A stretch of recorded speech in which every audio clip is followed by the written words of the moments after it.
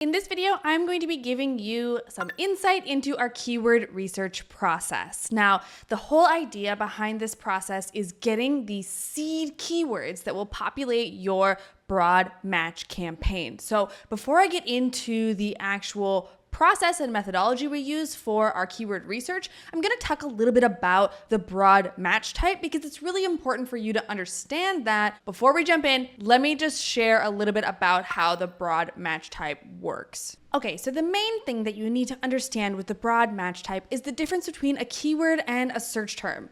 Now, I know that a lot of advertisers use these two terms interchangeably, but they are very different. There's a really important distinction. Keywords come from you, the advertiser. That's what you put into the campaign.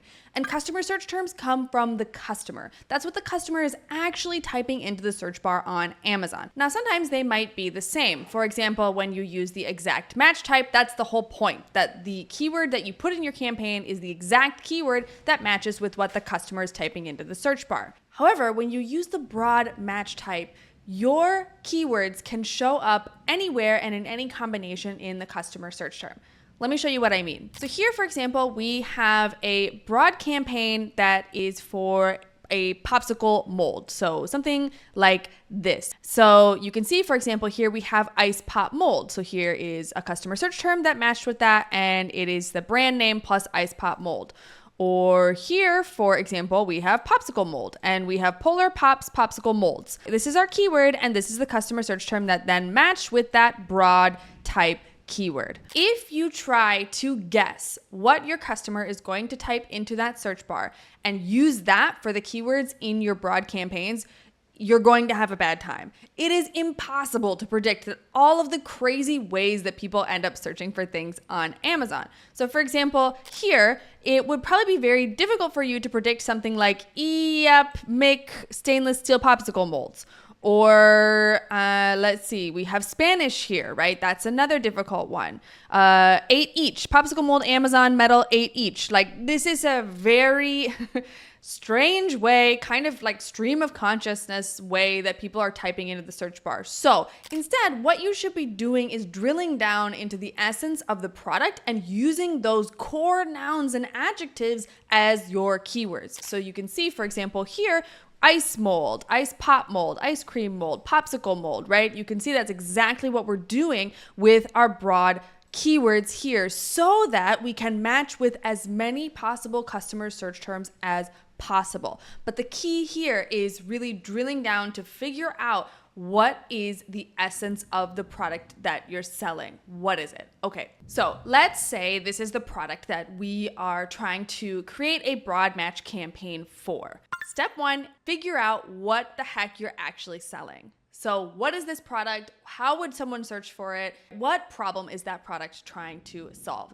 Step number 2, you're going to go and gather competitors. So you want to find at least 10 competitors that are selling a very, very similar product to yours so that you can kind of see and get ideas what they are putting in their listings and what kind of keywords that they have used in their SEO. Number 3, you're going to use third-party tools to get an idea of search volume or Amazon's brand analytics tools. So that could be tools like Helium 10, Jungle Scout, Smart Scout to get an idea of search volume. Number 4, you're going to go to AI and get even more ideas for what someone might call that thing or how someone might describe it. And then finally, number 5, you're going to dig through all of that data to figure out, again, the core essence of that product. What are those core nouns and maybe adjectives that people are using to describe that thing, and really distill it down so that you don't end up with thousands and thousands of keywords to try to fit into your campaigns. What the heck are you selling? You need to figure out what you are actually selling. What the heck is this product and what problem is it solving for customers? Main thing that it's solving is when people want to make popsicles at home using custom ingredients that they select, right? They want to have control over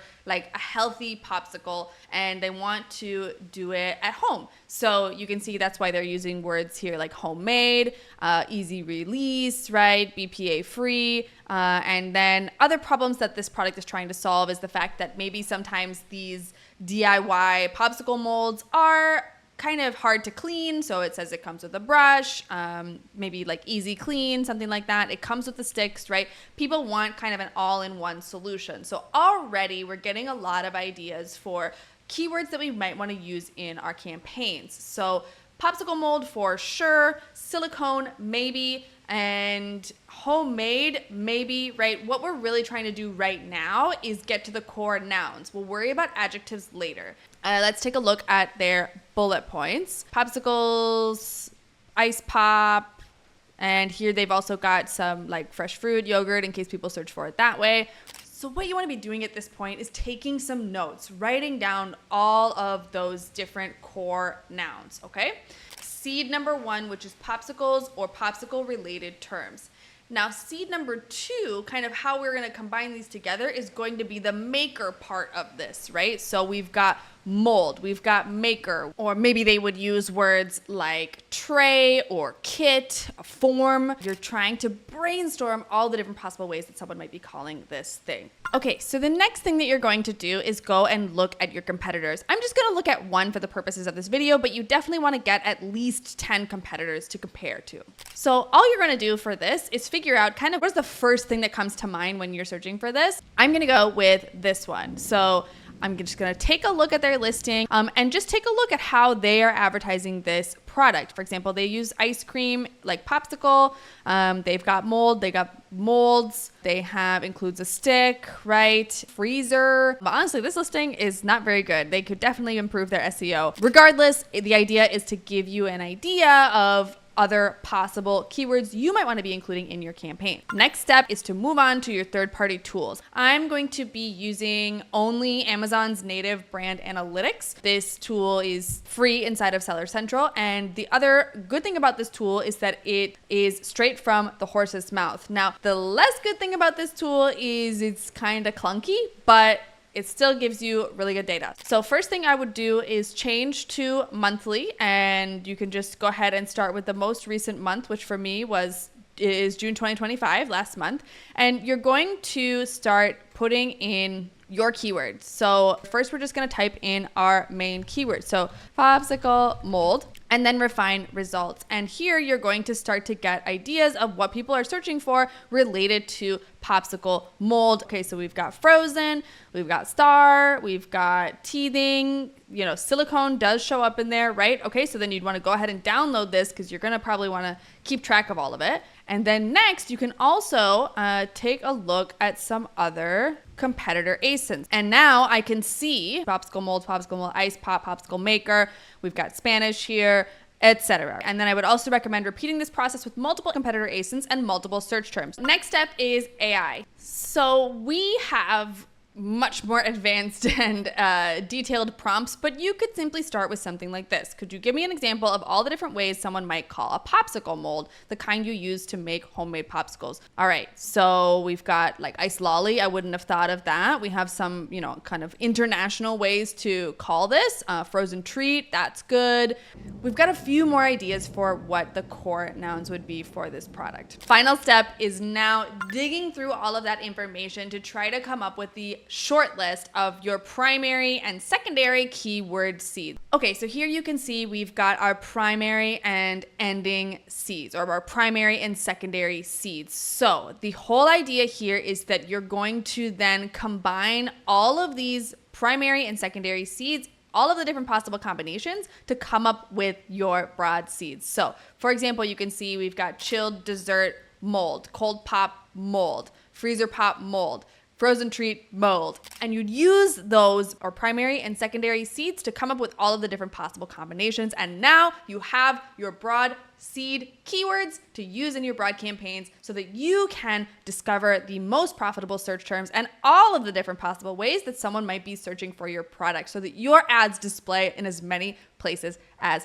possible. Okay, I hope that that's been helpful. The final thing that I'll just touch on here that I've been kind of dancing around is adjectives. When should you use adjectives like silicone, for example, in this case? So what I would recommend and what we typically do is start with those core nouns. Start with those seed keywords in your campaigns. If those aren't working, if those aren't going well, then you can try adding in those long tail keywords. And what do I mean by not going well? Well, let's say you're getting really high ACOSs in your campaigns because you've maybe gone too broad with those, right? And it depends on the product, but in this case, you'd probably be fine with, like you saw in our campaign, words like ice pop mold and popsicle mold. That's probably not going to be too broad. But if you are seeing ACOS performance looking bad, then you might need to go in and refine further, where you're adding in those more long tail keywords, including adjectives. So that's why, for example, like silicone popsicle mold. Another instance is if you do realize that that adjective is a core component of the product. So let's say, for example, you have a calendar.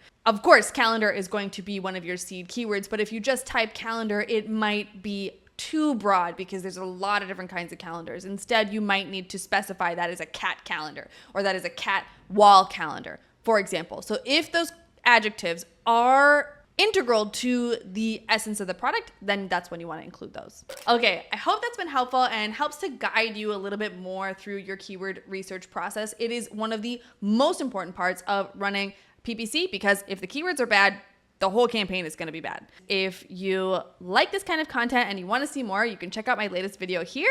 You can also follow me on LinkedIn as Carly McMillan for additional Amazon related content. Thanks for watching.